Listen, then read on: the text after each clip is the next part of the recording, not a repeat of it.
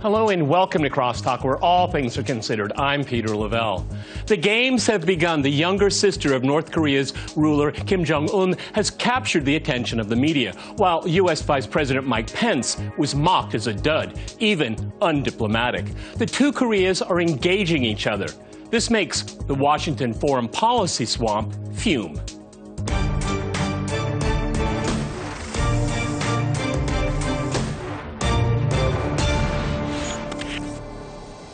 Cross-talking the Koreas, I'm joined by my guest, Brian Becker in Washington. He's the director of the Answer Coalition, as well as host of Loud and Clear, a daily news show on Radio Sputnik. And in Columbus, we have Gregory Elick. He is a Korea Policy Institute associate. All right, gentlemen, crosstalk rules in effect. That means you can jump in anytime you want, and I always appreciate it. Brian, let me go to you here. I'm sure you saw some of the mainstream corporatist coverage of the opening of the games and what appears to be some kind of rapprochement between the two Koreas. But I thought a lot of that coverage just really missed the point. And what's really important here is not if the two Koreas can actually engage each other, because, well, they are, but how much is the United States willing to go along with this engagement here? Because the United States has an awful lot at stake with its presence in South Korea. And it's not only about North Korea's nuclear program. Go ahead, Brian. Well, Peter, I believe that we're at a pivotal moment because the attempt by the South Korean government, the Moon Jae-in government, that came about as a consequence of a very popular uprising that overthrew ultimately and led to the impeachment of the last conservative government, Park Geun-hye. Moon Jae-in wants to have a rapprochement, a lessening of tensions, and possibly the beginning of real reconciliation on the Korean peninsula between North and South Korea. This has happened in the past. It happened certainly in the year 2000. Madeleine Albright was dispatched by Bill Clinton to Pyongyang. Kim Dae-jung went and met with Kim Jong-il, who is Kim Jong-un's father, then head of North Korea. But when the rapprochement was taking place at that time, it was with Washington's blessing. And as a consequence, we see right now, and this is why I consider this to be a pivotal moment, it's a test of whether or not the South Korean government, which is clearly looking over its shoulder to see how much resistance it's getting from Washington, will be able to finally take a step to emerge as a truly sovereign entity and able to carry out within Korean politics and on the Korean peninsula its own policy. It's a shame. You certainly don't see North Korea looking over its shoulder to see whether Russia or China approves of its moves. But here you have South Korea with tens of thousands of American troops still in South Korea, and they arrived in September 1945. They're still there. North Korea doesn't have foreign troops on its soil. So that is the big test. Will South Korea be able to resist the pressure from Washington? It's the Republicans, it's the Democrats, it's the military-industrial complex, it's the CIA. None of those institutional power centers in Washington want there to be real rapprochement taking place in Korea by Koreans without the supervision of the Americans. Gregory, weigh in on that, because what leeway does South Korea have to make any kind of rapprochement with the North if there's a mutual engagement and the engagement that is real, okay? I mean, I think Western viewers tend to forget is that these are the two countries that could suffer the most if there is a conflict here. They have a real vested interest to start sitting down and de-escalating what has been happening over the last few months here. So what is the leeway the South Koreans have? Gregory in Columbus, please. You know, of course, we don't know what kind of discussions are going on behind the scenes between Trump and Moon. I imagine there's an enormous amount of pressure being applied on Moon Jae-in. However, if you look back to former President Roh Moo-hyun, who was South Korean president during the time of George W. Bush, he also was facing enormous pressure from the United States. Yet he went ahead and went to Pyongyang and met Kim Jong-il, and he signed a series of economic agreements. So he was much more forthright on warming relations with North Korea than Moon Jae-in has been, who seems rather too cautious to me. So I don't know if that's his nature or if there are certain threats that are going on behind the scenes. One can only speculate. But it is in the interest of the Korean people, both North and South, that Moon Jae-in act now and take the lead on improving relations between the two Koreas and accepting the open hand from the North Koreans, regardless of what Washington says. It's the Korean people who would pay the price if Trump unleashes a war, is North Korean people are currently paying the price of economic destruction caused by truly draconian sanctions. Right. I think it's time for South Korea to take the lead. You know, Brian, you hear in Western media is that North Korea is trying to be a wedge between, to break away the United States and South Korea. But it's actually the United States is the wedge between North Korea and South Korea. Go ahead. It's just amazing. I mean, Korea has been a unitary entity with a common culture for so long, for thousands of years, in fact. And here, because South Koreans want to talk to North Koreans and vice versa, that's a wedge for America, which is thousands of miles away. It shows the arrogance and the hubris, and I'd say the racism, the architectural racism of the whole paradigm, whereby South Korea does not have the right to carry out its own independent negotiations. You are right, Peter. The wedge in Korea is the United States. Korea was divided at the 38th parallel because a couple Americans who didn't know anything about Korea drew a line and they showed it to their Soviet counterparts, and the two sides agreed that there would be two zones of control in the Korean peninsula. And then 5 years later, when Soviet troops and American troops had temporarily, for the Soviets, permanently left the Korean peninsula, there was a war, and the war began in June 1950.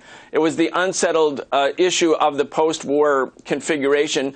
North Korea had considered itself to be an independent anti-Japanese colonial fighting force, right, and the South Korean government was created by the Americans, and it was just the lackeys of the Japanese who were put into place, and they ruled by virtue of a military dictatorship. Now we have a situation where the United States does not want to give up its control over South Korea because South Korea, one, is an important military base for the United States. It creates part of a network of bases along with the 11 American bases in Japan. It's part of the ongoing Asia pivot, so-called, that Obama announced, but really has been going on for a lot longer since before then. So the United States is fearful that South Korea could become independent. That's the real issue. What does North Korea want? North Korea wants a security guarantee. They want to end the U.S.-South Korean military exercises that simulate the destruction of their country that take place twice a year. There's a possibility for a negotiated outcome here. There's one obstacle. The real obstacle to a negotiated outcome of the Korean Peninsula crisis is in Washington, D.C. It's not Pyongyang or in Seoul. Greg, you know, part of the security architecture of South Korea is that if there is some kind of conflict, a major conflict, the entire control of the Korean military is under an American four-star general. I mean, as an expert on Korea, I mean, how does that sit with the Korean population when they know that, you know, it's going to be the United States, ultimately it's going to determine their security future. And then you have a foe reaching out its hand. We don't know if it's real. We don't know if it's genuine. We don't know if this is just a ploy. I mean, it's a small step, optics or something. But I mean, how does South Korea feel about that? I mean, maybe at one time they needed that kind of security guarantee, but it's a very powerful, rich country. How does that play into their thinking about dealing with North Korea? Go ahead, Gregory. Well, of course, as you mentioned, there's the agreement that in wartime the U.S. military would take command of South Korean forces. And actually that was supposed to have been changed multiple times in the past, and so that South Korea would have control over its own forces in wartime. But each time the deadline came, the U.S. or conservative South Korean presidents postponed it. So that just keeps getting pushed farther and farther into the future. And unfortunately, we're still stuck in the situation. I think right now it's probably making South Korean people quite nervous when you have the reckless Trump administration who seems to be rather oblivious to the harm it could cause by launching strikes on North Korea.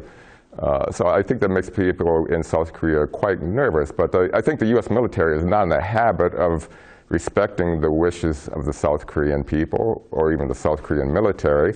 Look at how the U.S. imposed the THAAD battery on South Korea without Moon Jae-in's prior approval or even his initial knowledge. It came as a surprise to him that the U.S. was imposing a THAAD battery. Or look at how the U.S. refuses to pay the enormous costs of cleaning up the environmental destruction on the military bases it's closed. I don't think the South Korean people are happy at all about being vulnerable to whatever the U.S. military commands. Yeah, well, I mean, let me go back to Brian. I mean, this THAAD anti-missile defense, I mean, it just makes South Korea a target. You know, the U.S. says it's there to protect their interests, but actually it's not the U.S. that is targeted. Actually, this missile system is targeted against China. Again, Korea is right smack in the middle of all of this. Go ahead, Brian. Indeed. I mean, THAAD stands for the Terminal High Altitude Area Defenses, meaning it provides an anti-missile defense, so-called, for missiles that are at high altitude. If there was a war between North and South Korea, North Korea wouldn't be sending up high-altitude missiles to hit Seoul, which is 30 miles from the DMZ. I mean, on its face, it's absurd and ridiculous. Clearly, THAAD is designed to threaten China and to threaten Russia, to achieve what the Americans hope to be a first-strike capability, exercising military supremacy in the future by ringing China and Russia with these kind of missile defense programs that make a first-strike assault possible. Here's another thing, and I think Greg is right, and it's very important that the Pentagon rushed to deploy THAAD before and during the transition between Park Geun-hye and Moon Jae-in, because they thought Moon Jae-in would be a liberal, and because the liberals and the opposition inside of South Korea didn't want it, so they just rammed it down the throat of the people of South Korea.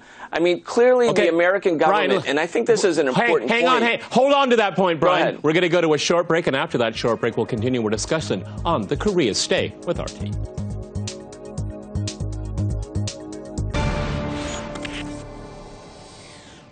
Welcome back to Crosstalk, where all things are considered. I'm Peter Lavelle. To remind you, we're discussing the Koreas.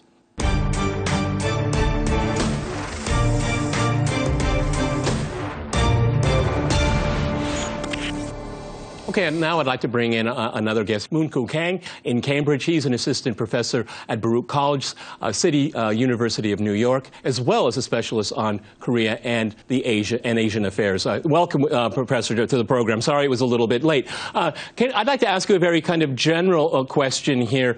We have, after this public ceremony that we had with the North Korean delegation meeting with the South, the opening up the games, it was very optically rich. We can put it that way.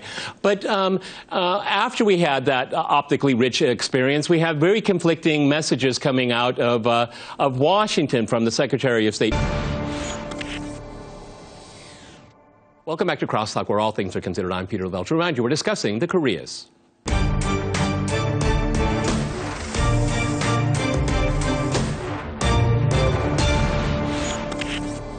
Okay, and now I'd like to bring in another guest, Moon-Koo Kang in Cambridge. He's an assistant professor at Baruch College, City University of New York, as well as a specialist on Korea and Asian affairs. Welcome, Professor, to the program. Sorry it was a little bit late. I'd like to ask you a very kind of general question here. We have, after this public ceremony that we had with the North Korean delegation meeting with the South, the opening up the games, it was very optically rich. We can put it that way. But after we had that optically rich experience, we have very conflicting messages coming out of Washington from the Secretary of State Tillerson, we have Vice President Pence saying, you know, he was very brusque. I'm sure that was a message that was sent intentionally. And then we have, but he said, but maybe we could talk under certain conditions. We all know what those conditions are. And then we have Secretary of State Tillerson basically saying no. I mean, what is Washington saying? What kind of message is it sending to the Koreas, if any, right now? Go ahead. Right now, I think it's a really confusing message. I mean, as you know well, the White House and then the State Department and all those key decision makers repeatedly highlighted everything is on the table. But everything on the table seems to have been, on the one hand, emphasizing some military option or even regime change on the one hand. But at the same time, they repeatedly highlighted that the United States is ready to talk. So still, U.S. government position in dealing with the North Korean crisis is pretty much, confusing and mixed message. In terms of dealing with, Kim Jong-un kind of, so-called, madman, President Trump tried to deal with, madman in terms of more madman kind of, creating uncertainty or anxiety. But one of the critical problem of the U.S. government is moralizing international relations. Of course, North Korean regime is very horrible, and the condition there is really horrible and disastrous. But if we moralize international relations like absolutely right and absolutely wrong, such kind of approach would be not good in terms of dealing with the crisis situation. If I can go back to Gregory in Columbus, I mean, the Trump administration has said that it will apply maximum pressure on North Korea, but also engagement. I mean, I don't see any of the engagement. And when someone does engage the South Koreans, they get snubbed for it. Actually, do you just think Washington was caught off foot on all of this? I mean, because we have these conflicting reactions coming out of Washington. Go ahead, Greg. I actually don't think there are conflicting reactions coming out of Washington. Okay. So if you read very carefully the Washington Post article in which Pence was quoted on his return flight from Seoul, what he actually said was that denuclearization has to be an initial step, that North Korea has to take initial steps to denuclearization. The U.S. is open to talks, preliminary talks, during which, of course, the U.S. would lay out its demands. Okay, but well, actual negotiations... No, Greg, let me jump in here. Wait, one moment. All right, go ahead. I'm sorry, just one moment. That the precondition for negotiations is for North Korea to substantially denuclearize. In other words, give the United States what it wants up front before real talks can even begin. Okay, well, that's just great, Brian. I mean, the North Koreans saw what happened to Libya. They saw what happened in Iraq. I mean, why and a lot of people have speculated that's why they've gone down the nuclear road, okay? I mean, why in the world would the North Koreans give up this program and expose themselves when they're being threatened with a bloody nose, 7 ways to Sunday? I mean, it's absurd what's coming out of Washington. They haven't thought it through, as usual. Go ahead, Brian. Your question answers itself, in fact, and North Korea won't give up its nuclear program, and the United States knows the U.S. won't, that Korea won't give up its nuclear program. And maximum pressure, just for our audience to understand what these euphemistic terms mean, the United States is trying to create famine in North Korea. When you deprive people of trade and deprive them of food and deprive them of medicine, you're trying to create famine to weaken the government. And that's what the U.S. did to Iraq before invading Iraq. Sanctions were in place for 13 years. According to the UN's own statistics, 1 million Iraqis died because of that. And then the U.S. invaded. So sanctions and war go hand in hand, sanctions and open war. We have a situation where North Korea not only learned the lesson of Iraq, it gave up its weapons of mass destruction, or Libya, and then the countries were invaded and the leaders were executed. It also is fully aware of what happened to East Germany. It does not want to be swallowed up by a more internationally connected second half of the country. So the North Korean government is acutely aware of the imperative need for its own security. And that's all it really seeks here, is a security guarantee. I wanted to mention one thing, Peter, real quick. Lindsey Graham represents a certain sector of American political thinking where he said, let's get the war over with, basically. Yeah. And he plays golf with Donald Trump all the time. Let's get the war over with because all the dying will be over there. Yeah. It goes back to your earlier question. Yeah. There's kind of a gratuitous, immoral, unethical position of American policymakers. Let's have a war because only Koreans or Japanese or people from the Asia Pacific will die. That's a minority sentiment right now, but I think it's a sentiment that's playing and trying to convince the Trump administration to reverse course here. I mean, to go down that road. Well, and that's why they want to have a parade afterwards, okay? Let me go back to the professor in Cambridge. Doesn't the U.S. put itself in a very difficult situation because it's just really not about South Korea and its position there. It's all of the other alliances in the Pacific. And, the Japanese are going to be watching, the people in Taiwan are going to be watching, and Philippines, et cetera, et cetera. And because I've always argued against Right. these alliances because they're too complicated, and your alliance partners can pull you into a conflict that you really don't want. But all of these partners are going to be looking at the U.S. If the Koreans somehow can come to some kind of agreement, the United States is going to look weak. No matter what the U.S. does, it's going to backfire on itself, okay? And that's why they continue with this very hard line, because if the perception will be if you give up on one, you will give up on all the others, because certainly Japan doesn't want to see a united Korea. Go ahead, Professor. Right. Yeah, you pointed out great points. But what I wanted to highlight that those, international dimension or regional dimension is quite closely related to domestic political dimension as well. For instance, we need to keep it in mind, for instance, in the South Korean politics for the past 70 years after the liberation, conservative group dominated Korean politics more than 60 years. Right. So the thing is that those conservative groups, a basic rallying point is anti-communism or anti-North Korea. And then those conservative domestic groups quite closely linked with the American hardliners, hardline position. So that kind of linkage between domestic political dimension, conservative, politics, and then alliance relationship makes it, very complicated. So I expect that, Moon Jae-in government will try to slow down and coordinate this, international and the domestic political situation altogether. So it's a very, tricky and difficult job, but I think matching the sequence and pacing of inter-Korean relationship with the alliance coordination would be critical. Yeah. Gregory, what could be next here? Because, I certainly don't know. Only thing I know about Korean culture is its food, and it's great. Okay, but is there kind of a cultural, a cultural dynamic that can take on a life of its own here? Taking one step and another step. What would be the next one? Because, as we said in the first part of the program, the South Koreans don't have a whole lot of leeway, but there are other things they might be able to do. What could they be? Go ahead.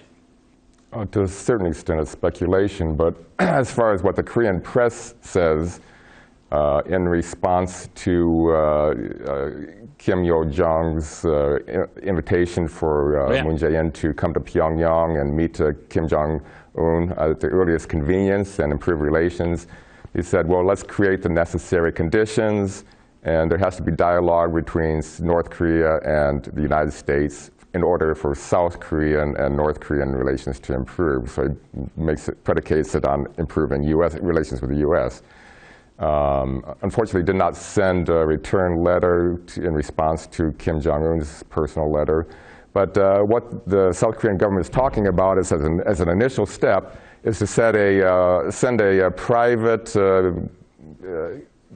low-level envoy not connected to government that would discuss domestic issues such as reuniting divided families and so forth as a starting point, and from there try to slowly expand the types of contacts, but it'll be very low key. And I think Moon Jae-in is still tied into the view that he's got to bring along the United States. Maybe kicking and dragging them to peace here. Kicking and screaming. Well, kicking and screaming, absolutely. Brian, I'll give you the last word here. What do you think is going to happen next year? Because I don't see the U.S. backing down. They want that bloody nose. That would be the end of the peninsula as we know it. Go ahead, Brian.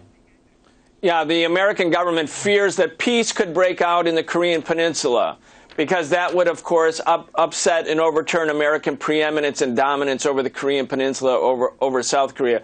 The Korean people do want peace. I hope Moon Jae-in goes faster rather than slower, because the only way that America's obstinacy can be overcome is through momentum. Okay. If Moon Jae-in slows it down and tries to cater to the U.S., it won't work. On that positive note here, many thanks to my guests in Washington, Columbus, and in Cambridge. And thanks to our viewers who are watching us here at RT. See you next time, and remember, crosstalk rules.